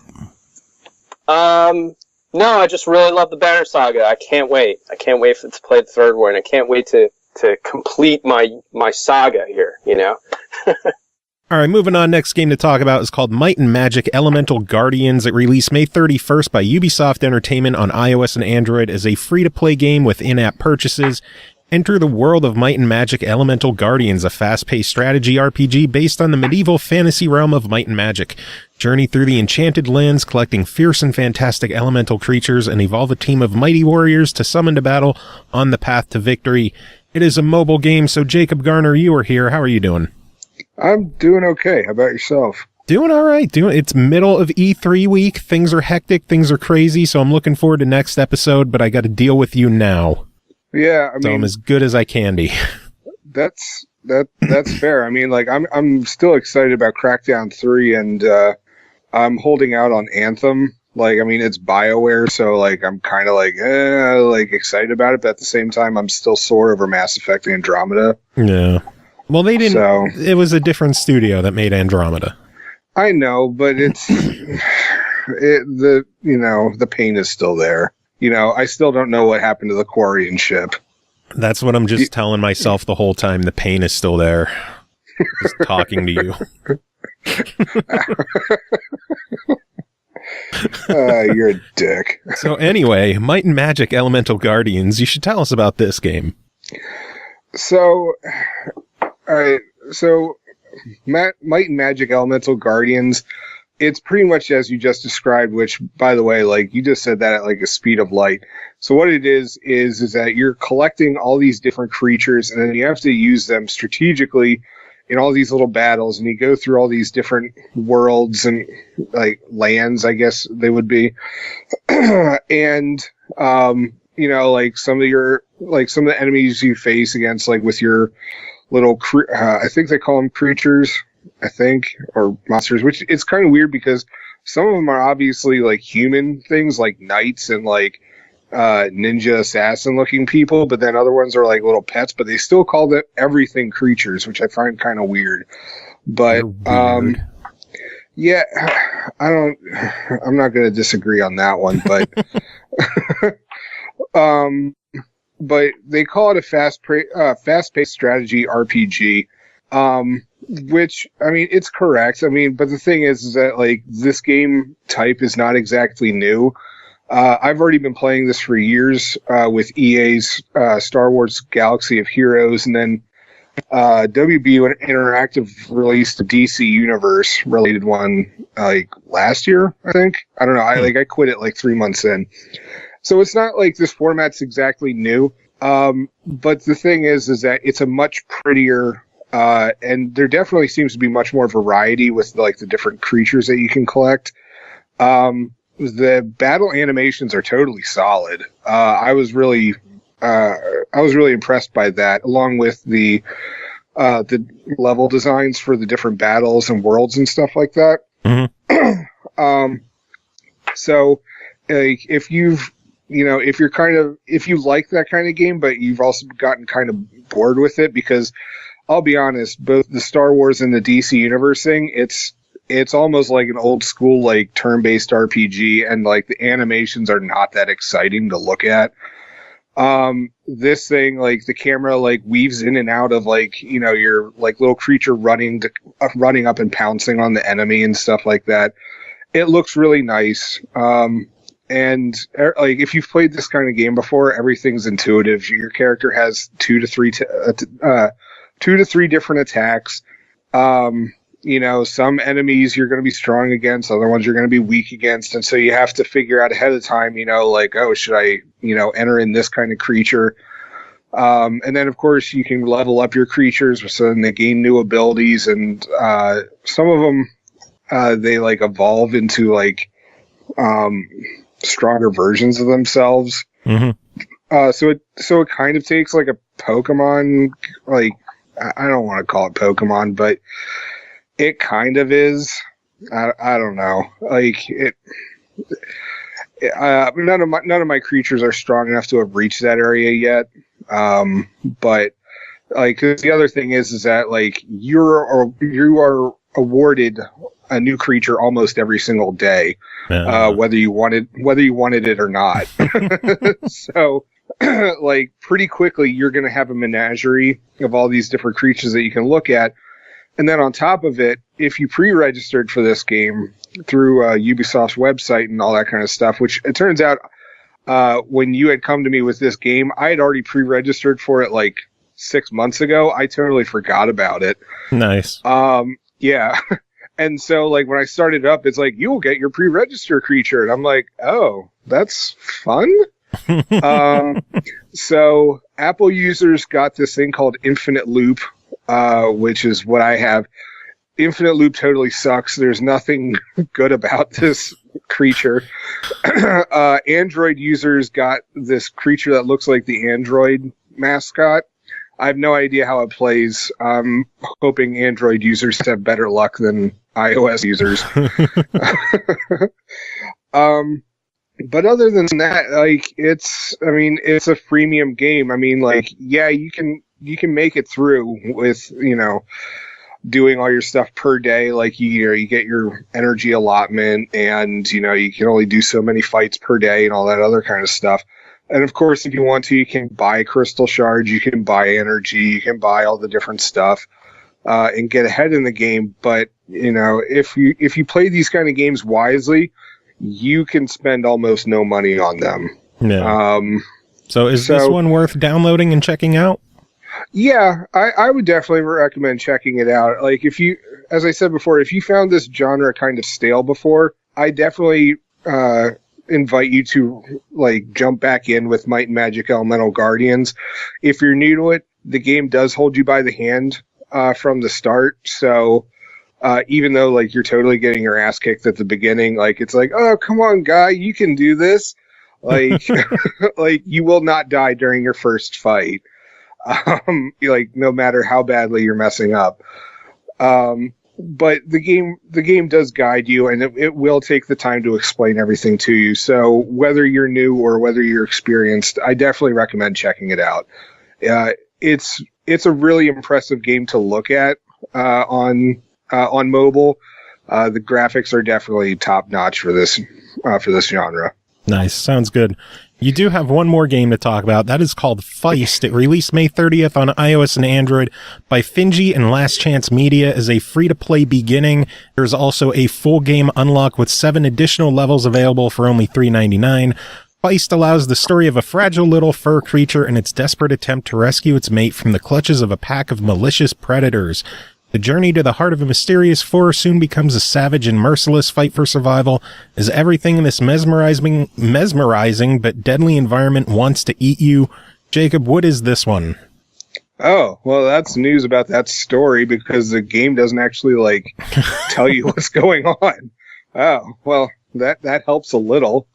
I'm serious. The game is very vague. Like, if you played through Limbo, which is a very similar game that got released, like, what, 2013 or so, like, a while early ago. on, like a very long time ago, you're immediately going to start making comparisons to that game. Limbo gave you more of a story than FEIST, I'll be honest. Like, I'm just going through it, and it's like, all right, everything wants to kill me in this forest. Like, it's like there aren't nearly as many conclusions to draw. So anyway, yeah, it's going to be real hard to discuss it without, like, talking about Limbo forever. So, well, figure it out. It's a strategy platformer, and you have to move through this forest where pretty much everything wants to kill you. There is big, like, there's these big insect things. There's these, like, little tiny balls of fluff with spears that want to kill you. Like, you're going to quickly discover everything in this forest is terrible, but you have to go about it strategically. So, you can sometimes, like, duck into logs, or, like, you can use cover from either, like, the logs or the mushroom heads, stuff like that, or you can bypass stuff by jumping over branches, that kind of stuff. But you have to figure out how each different forest animal is going to attack you. Mm-hmm. And what to do next. But the problem is that the game doesn't really give you a chance, so you're going to die a lot in this game. And my problem with it is that I couldn't always tell when it was going to save, and so because you can't just save it automatically. The game will do it for it. I mean, you can't manually save. Yeah, it's just an auto save. Yeah, the game's going to do it for you, and so hopefully when it bounces you back, it's like, near where you last died. Otherwise, you're going to have to keep playing through a lot of frustrating parts. And it's just, as I said, the game doesn't really give you a lot of time to think about it. So it's almost like Limbo became a speedrunner in a way, without actually being a speedrunner. Like, does that make sense to you? It requires a lot of muscle memory. It's just recognizing the pattern and learning from it, trial and error. Right. You're going to be doing a whole lot of trial and error with it. And so not only do you have to figure out the patterns of the animals, but of course you also have to figure out your environment too. Because are there boxes nearby that I can push?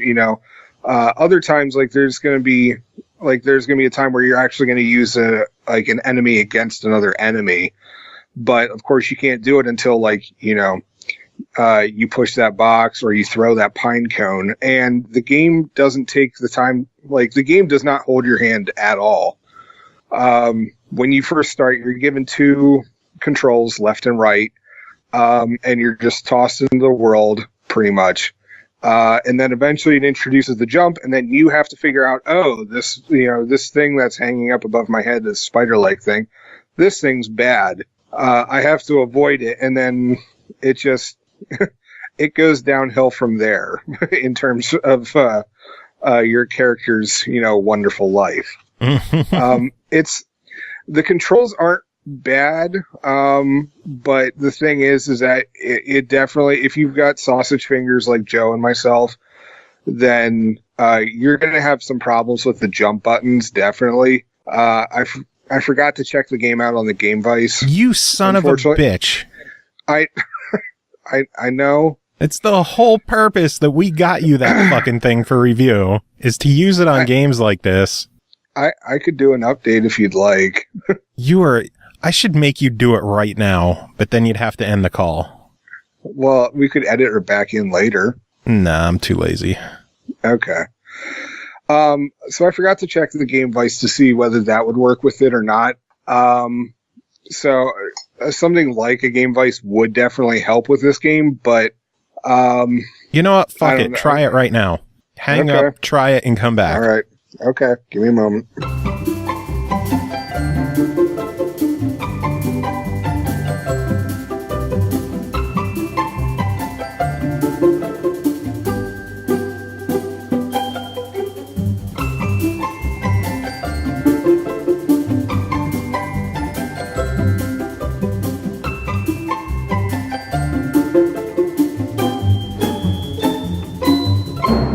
Okay, so you're back.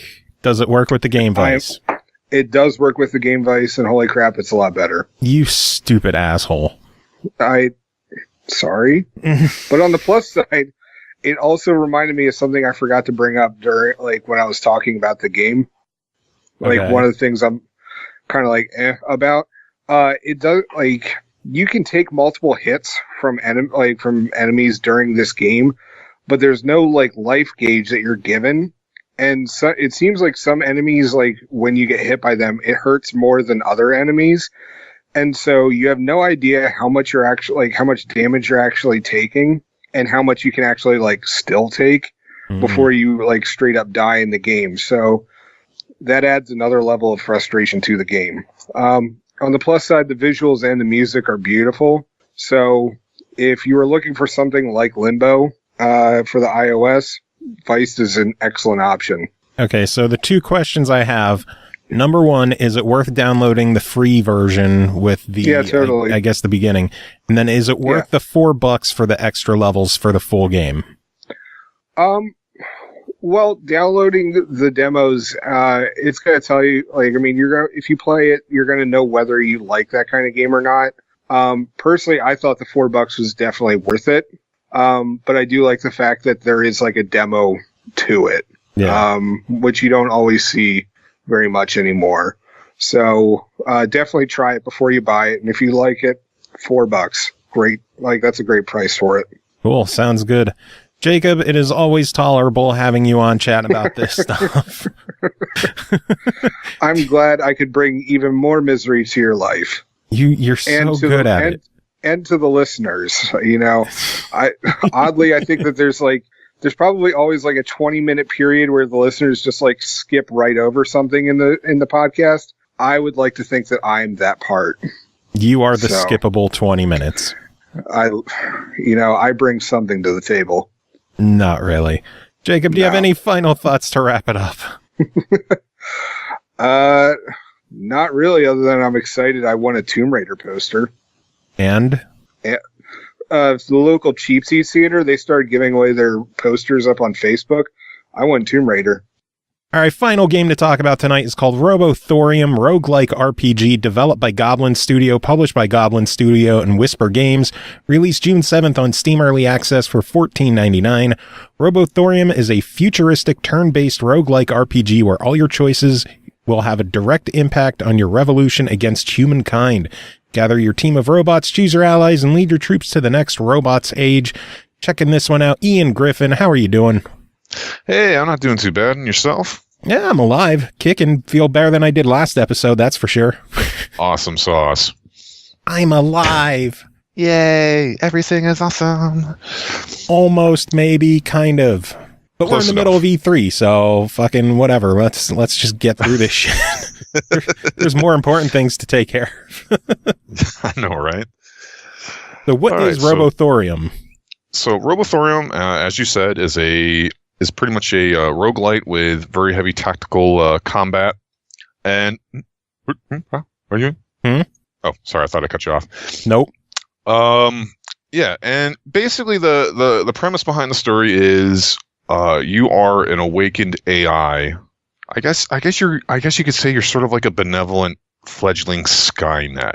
I mean, that's honestly not far from the truth. I mean, you're basically a self-aware AI that gets liberated from some sort of like archive or whatever. It's not really too relevant, but you are charged with basically freeing your robo brethren from the oppressive tyranny of mankind because, you're far enough in the future that robots have gained sentience and, history repeats itself and, civil rights for robot kind.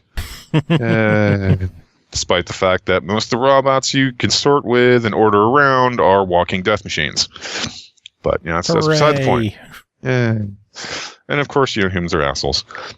But, yep. And basically, you're just trying to achieve your revolution. And, in order to do that, you pick these missions, and I guess this is where the roguelike comes in, although I guess it's kind of a very generous description. But you basically scoot your team of robots around the map trying to accomplish, air quotes, goals. And along the way, you'll run into representatives of different factions who try to influence how you carry out your robo-revolution. I mean, there's one faction that's basically like, they're looking towards peaceful coexistence, brotherhood between man and robot. We leave you alone, you leave us alone. We can, accomplish much more together than split apart. And then opposed to them, you get these like hardcore robo supremacists who are like all flesh bags must die because fuck those guys. They're weak. They're imperfect. I mean that, and if you really want to go the hardcore Skynet route, those are the guys that you kind of favor towards. No. And I'm trying to think of who else is there. There's, that's right. There's this weird little side thing. Like basically there's a faction of cyborgs who are arguably half human, half robo. So they kind of straddle that fence, but opposed to them are these radical scientists who are actually trying to work on a cure that was produced from organic and machine hybridization. So basically, you can either help out the cyborgs and perpetuate their plague ailments, or you can perform some arguably unethical actions for the scientists that will help the cyborg guys in the long run. Interesting. Like the first mission that involves them is basically you either help some cyborgs escape a facility or you kill them and harvest their body parts for study. There's no in between. It's either one or the other. And that's, and that's sort of the weird extremes. Yeah. And then I think the last faction is basically like this mercantile, like black market profiteer guy who honestly doesn't give a flying fuck about anything other than making cash. So as long as the money's flowing, he'll help out whoever the fuck has the coin to earn, to earn his services. The American dream. Pretty much. But, yeah. And, and that's kind of interesting. Like but, let's see, but getting into the game itself, it's the first thing that I kind of had to deal with was the fact that, like, at first I thought you sent me another mobile game because graphics wise, there's not a real whole hell of a lot going on. It's pretty simple, I mean, there's not really a whole lot of visual aesthetic to it. I mean, there's a nice style to it, and on a side note, the music to the game is actually rather pleasant, but basically, there's not a whole lot of animation to it. Your robots are pretty, graphically speaking, your robots are pretty simplified. And, when they perform an action, it's basically I wave an arm or I kind of do like a 10 frame cannon shot. But, kind of like old school JRPG battles. Yeah, pretty much. And that's the thing. Like, all your guys are stacked up on one side, all the bad guys are stacked up on the other side, and that's the configuration that it's always at. I mean, and you can, there's two lines, and you can set up where you want your robots positioned because, on the upside, there is a very diverse collection of robots that you can choose from, and each one has sort of a specific role. Like, this guy's obviously your healer, this guy's obviously your tanky dude, because I mean, basically, like, he's a fuckload of hit points, and he's all designed about helping other people. This guy is, obviously a damage sort. This guy's a damage sort of a different type. And then you have like another couple bots that are like, have all sorts of weird niche utilities that can buff your dudes or crap on the bad guys. And, and like I said, when I first glanced at it, I was like, oh shit, this is a mobile game. This is going to be shallow. This is going to be boring. But I mean, there is a lot of micromanaging involved in a good way, because each robot, as they level up, they have these talents that you can purchase, and trying to figure out a good way to and it's a great way of customizing how you want to play the robots and how you want them to piece together into a cohesive team. It's actually a really interesting way of, like, for example, well, I mean, there's a lot of synergy, and in a very good way. I mean, the developers really kind of latched onto a solid means by which, they're not necessarily one note. Gotcha. They can be if you want them to be, but I mean, it's a conscious decision you make as you're boosting them up. And, you can always reassign these points if you need to shift how they need to fight in a given battle. And, there's also like a lot of equipment that, can be shared or is exclusive to certain robots to help, fill out their role or roles as needed. And this kind of leads into like one of the downsides, at least for me, is that every now and again, like after a couple of battles in a mission, I'll accrue up like a bunch of gear, and then I'll probably spend as much time, if not more time, going through all of the equipment trying to figure out which is quote unquote better or which is worse, or do I want to give to this guy or do I want to give that guy? And I remember when I was streaming it, I'd probably spend about like maybe, like 5 to 10, like five minutes or so in a battle, and then 10 minutes going through all the loot afterwards. So it's, in a way, I guess it's kind of a good thing, but it kind of kills the pacing of the game when, you have to spend that much time. I'm trying to think, I guess a baseline comparison, like I usually kind of use is for like Final Fantasy Tactics, like, because to me, that's probably one of the best tactical games I've played. And it's like, why do I like this? Why don't I like this? It's like, well, yeah. How is this handled in Tactics? Like it, but anyways, yeah. So, and there's also like a market, and there's also a workshop where you can collect, every time you win a battle, you collect miscellaneous parts and stuff. And you can go into the workshop, you can craft your own gear for your robots that have all sorts of beneficial effects or, non-beneficial effects. It's just a matter of how you want to build them, as far as min-maxing their stats, that kind of thing. And the factions themselves, like as you go through and play the game, and there's different things you can do that will appeal to these factions. Like, for example, in one level, I came across a bunch of engineers, and they're like, "Please don't hurt us. We're not here to fight. We're just doing our fucking job, man." And you basically can let them go, kill them on the spot, and I forgot what the third option was. It was like some really weird neutral option, but I decided just for the sake of argument to let them go. And immediately I got a message from the pro relations guy, like, "Oh, that was a really awesome decision. I really respect you for that." And then the robot supremacist is like, "Oh, you're a fucking pussy. You should have killed them all." Nice. And the cool thing is that later on in a different mission, I run into them again, and because I let them go, they're like, "Oh man, remember what you did? Here, have some weapons." And they hook you up with some gear. It's like, oh, okay. So your choices do have some rather pleasant or unpleasant, depending on how you want to see it, ramifications further on down the road. And as you wrap up with the factions, they can kind of give you special bonuses, and it's possible to be disliked by factions, but I haven't gotten far enough to where anyone hated me. So I'm not sure if you got to work harder at it then, clearly. Yeah. Yeah.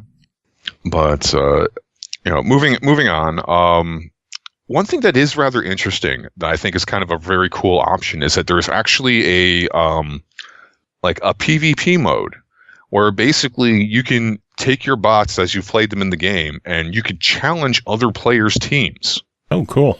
So, it's like the arena mode where basically, it's just kind of a Royal Rumble. So example, if you got the game and I have the game and we played it for a bit, I can have my robot squad challenge your robot squad and we'll just go at it and see who wins. Nice. So in summary, it's a deep game, a lot of stuff to do, a lot of micromanaging, a lot of loot, has PvP modes. So I'm curious to know, $15 on this one, what do you think? Well, there are some pretty heavy negatives. I mean, it can be very, very repetitive given, like I said, the nature of the graphics kind of really limits what you see and what you do. I mean, you have all these guys over here, all those guys over there, and they just sit there and pew-pew in each other's faces until someone wins, and then you move on. And also another problem is that the enemies scale with your team. So if you're having trouble on a level, there's nothing you can do about it, because if you go off and do something else, come back, they're still going to be as hard, if not harder. And there's also some RNG events that can exacerbate that difficulty and make things impossibly difficult. I remember one time I had to restart because shit went awry and the boss cornholed me, and restarting an entire mission sucks ass because it's a pretty big time investment. But I would say, let's see, because it's $14.99, and I did notice that it is currently on sale for $13.49. Got a little bit of pocket change off. If it's the sort of game that sounds like it can tickle your fancy, I would say try it. If you're not really into a tactical, I mean, there is a lot of micromanaging. If it's not something that you're into, I would move on, honestly. Makes sense. Because, it is kind of that, that $14 price tag is kind of that borderline where it's like, you could find something better. No. But if it's the sort of game that you're really into, I think you could definitely get, $13, $14 worth of entertainment out of this. Sounds good. And if you are interested in picking it up on sale, the discount $13.49 only goes until the 14th. So you've got about a day or two left as of when this releases to chop and get on that shit. Alrighty. Good stuff. Well, Ian, always good having you on, chatting about this and everything else. It's been a long show, so we're going to wrap this up. Ian, do you have any final words to end this episode of the show? Down with the flashbacks.